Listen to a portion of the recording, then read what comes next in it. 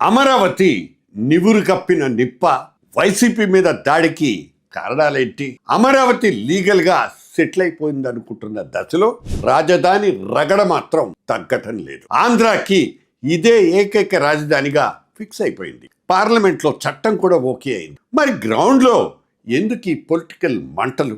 కోర్టులో వివాదం ముగిసిపోయినా వీధుల్లో రాజధాని సెగలు ఇంకా ఎందుకు చల్లారడం లేదు? వైసీపీ నేతలకు అమరావతి రైతులకు మధ్య జరిగిన ఘర్షణ చూస్తే అమరావతి చుట్టూ రాజకీయం ఎంత హీట్ జనరేట్ చేస్తోందో అర్థమవుతుంది. కూటమి ప్రభుత్వం రాజధాని పనుల్ని పరుగులు పెట్టిస్తుంటే సైలెంట్ అయిన వైఎస్ఆర్సీపీ మళ్ళీ ఈ నెరేటివ్లోకి ఎంట్రీ ఇవ్వటానికి ప్లాన్ చేస్తోందా అనే అనుమానాలు బలపడుతున్నాయి. చంద్రబాబు నాయుడు రెండో విడత భూసేకరణ అనే ప్రతిపాదన బయట పెట్టినప్పటి నుంచి మళ్ళీ ఈ చర్చ ఊపందుకుంది. ఇక్కడ రైతుల్లోనే ఈ ప్రతిపాదన మీద వ్యతిరేకత ఉంది. మొదటి దశలో భూములిచ్చిన రైతులకే ఇంకా న్యాయం జరగని తరుణంలో సెకండ్ ఫేజ్ ల్యాండ్ పూలింగ్ ఏంటనే ప్రశ్న వస్తుంది.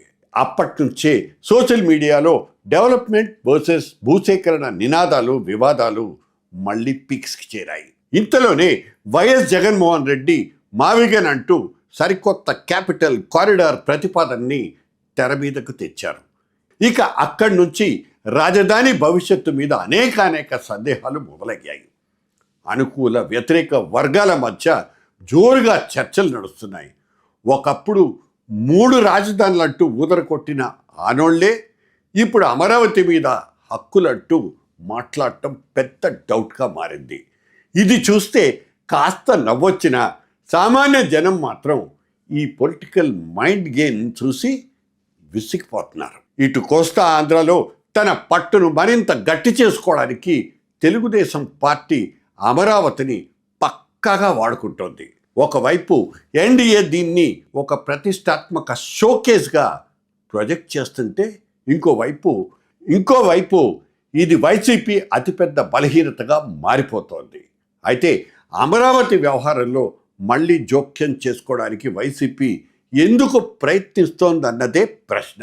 ఈ మధ్యే అక్కడ రైతులంతా స్వయంగా వెళ్ళి వైఎస్ జగన్మోహన్ రెడ్డిని కలిశారు. తమకు జరుగుతున్న అన్యాయం గురించి గోడు వెళ్ళబోసుకున్నారు. ఈ భేటీలు, చర్చలు వైరల్గా మారాయంటే ఇందులో ఎంతో కొంత పొలిటికల్ ఎలిమెంట్ ఉండబట్టే కదా. కొంతమంది రైతులు తమకు న్యాయం జరగటం లేదని భావిస్తున్నారు. ఈ భేటీలు, చర్చలు వైరల్గా మారాయంటేనే అందులో ఎంతో కొంత పాజిటివ్ ఎలిమెంట్ ఉండబట్టే కదా కొంతమంది రైతులు తమకు న్యాయం జరగట్లేదని భావిస్తున్నారు. అందుకే విపక్ష నేతను కలిసి మద్దతు కోరారు. ఇక లేటెస్ట్గా వైఎస్ఆర్సీపీ నాయకుల బృందం అమరావతి ప్రాంతానికి వెళ్తే అనూహ్యంగా దాడి జరిగింది. ఇది రైతుల నిరసనకు నిదర్శనమని టీడీపీ అనుకూల మీడియా ప్రొజెక్ట్ చేసింది. కానీ ఇక్కడే ఓ ట్విస్ట్ ఉంది. టీడీపీ మద్దతుదారులే రైతుల్ని ముందు పెట్టి ప్రతిపక్ష నాయకుల మీద దాడికి దిగారనేది అవతలి వైపు వర్షన్. ఏదో విధంగా జగన్ మనుషుల్ని బయటపెట్టేసి అమరావతి వైపు రాకుండా చూడాలనేది తెలుగుదేశం ప్లాన్ కావచ్చు. కానీ రైతులే వెళ్ళి ఆశ్రయిస్తే అది విపక్షానికి ఖచ్చితంగా పొలిటికల్ అడ్వాంటేజ్గా మారి తీరుతుందనేది నిజం.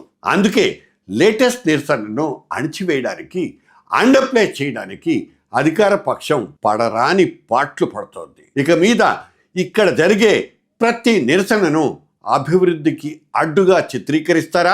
అమరావతి అభివృద్ధి పేరుతో సామాన్యుడి సెంటిమెంటును రాజకీయాలకు వాడుకోవటం ఇంకా ఎన్నాళ్ళు? ఆఖరిలో ఒక్క మాట, అమరావతిలో రాజధాని వ్యవహారం పైకంతా బాగానే కనిపిస్తుండొచ్చు. అధికార పక్షం ఒక్కటి మాత్రం ఖచ్చితంగా గ్రహించాలి. అమరావతి రాజకీయంగా నివురు కప్పిన నిప్పు, fire hidden under the ashes.